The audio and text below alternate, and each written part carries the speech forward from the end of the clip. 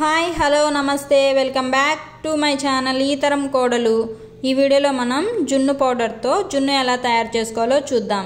ఈ జున్ను పౌడర్ ఇప్పుడు మనకి కొంచెం ఈజీగానే దొరుకుతుంది కదా, బయట కిరాణా స్టోర్లో అదేవిధంగా సూపర్ మార్కెట్లో దొరుకుతుంది.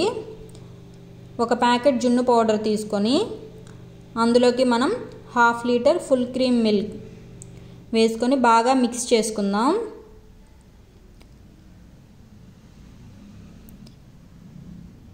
ఈ పాలు అన్నీ పౌడర్లో పోసేసి ఉండలు కట్టకుండా ఒకసారి బాగా కలుపుకుందాం. ఈ విధంగా కలిపిన తర్వాత మనం ఇందులోకి తురిమిన బెల్లం వేసుకుందాం. తురిమిన బెల్లం ఎంత తీసుకోవాలి అంటే, ఒక ప్యాకెట్ జున్ను పౌడర్కి 1/2 కప్ కంటే కొంచెం ఎక్కువ తురిమిన బెల్లం తీసుకొని బెల్లం అంతా కరిగే వరకు మనం బాగా కలుపుకుందాం. ఈ విధంగా బాగా కలిపిన తరువాత ఇందులోకి మనం మిరియాలు యాలకులు దంచుకొని ఆ పొడి వేసుకొని ఇంకొకసారి బాగా కలుపుతాం. ఇవన్నీ పాలల్లో బాగా మిక్స్ అయిన తరువాత ఈ పాలని మనం వడకట్టుకుందాం. ఇవన్నీ బాగా కరిగిన తర్వాత వడకట్టుకుందాం. వడకట్టుకోవడం వల్ల బెల్లంలో ఏమైనా రాళ్ళు నలకలు ఉంటే మనకి శుభ్రంగా పోతాయి.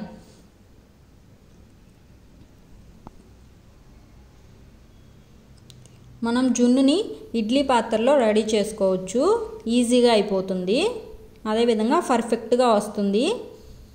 మనం ఇడ్లీ ఎలా అయితే బాయిల్ చేసుకుంటామో అలాగే జున్నుని కూడా ఉడికించుకుందాం.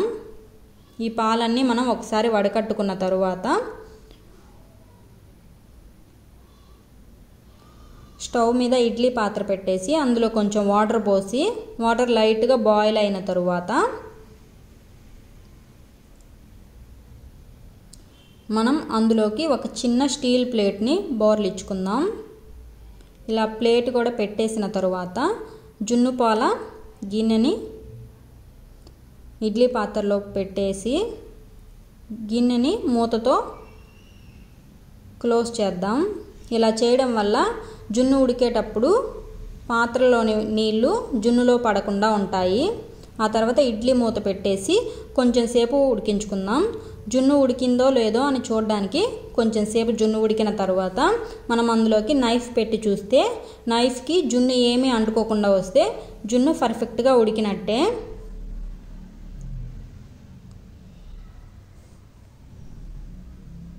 చూస్తున్నారు కదా, వీడియోలో చూపించిన విధంగా నైఫ్కి ఏమీ అంటుకోకుండా వస్తే జున్ను పర్ఫెక్ట్గా ఉడికినట్టే. అంతే అండి, ఎంతో టేస్టీ అయిన జున్ను మనం ఈజీగా ఇంట్లోనే రెడీ చేసుకోవచ్చు. మనకి ఎప్పుడు జున్ను పాలు దొరకవు కాబట్టి ఇలా పౌడర్తో చేసుకున్న మనకి జున్ను సేమ్ అదే టేస్ట్ ఉంటుంది. జున్ను తినాలి అనిపించినప్పుడల్లా చేసుకోవచ్చు. ఈ పౌడర్తో చేసుకోవడం వల్ల చాలా బాగా వచ్చింది. ఇది మనం కొంచెం సేపు ఫ్రిడ్జ్లో పెట్టి తీసుకుంటే చాలా బాగుంటుంది.